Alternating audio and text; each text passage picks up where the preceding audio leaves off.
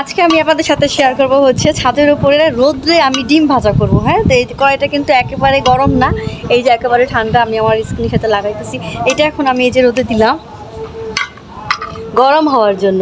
এটা একেবারে অরিজিনাল একটা ভিডিও। আমি আগে থেকে চুলায় তাওয়া গরম করে আনি নাই, একেবারে অরিজিনাল। আমি ছাদের উপরে গরম করবো, দেন ছাদের উপরে আমি ডিম ভাজবো। তো এটা আমি এখানে রাখলাম এবং আমি সরে যাই, তাহলে আমি একেবারে পুরে কালো হয়ে যাবো। ঠিক আছে, তো ডিম ভাজার জন্য আমি এখন যে তাওয়া দিছি ওইটা গরম হোক, দেন হচ্ছে আমি তেল দিব। দেখি সত্যি সত্যি সূর্যের আলোতে ডিম ভাজি করা যায় কিনা। তো আমি এখানে ডিম ভাজি করার জন্য সব কিছু নিয়ে আসছি।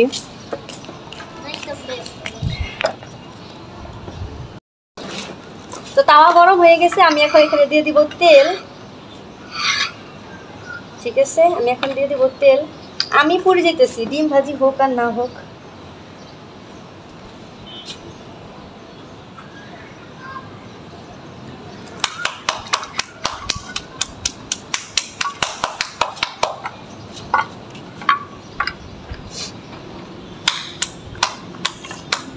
এখন আমি আবার একটু অপেক্ষা করব।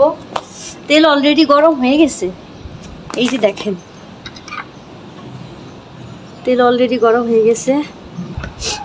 এখন আমি এখানে দিয়ে দিব ডিম, দেখি ডিম ভাজি হয় কিনা।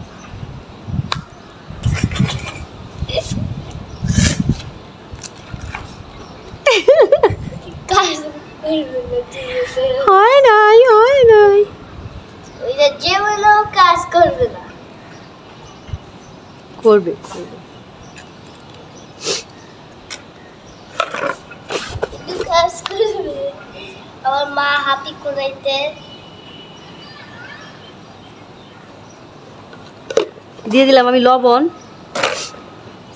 দেখি কি হয়। আজকে নষ্ট করতেছে।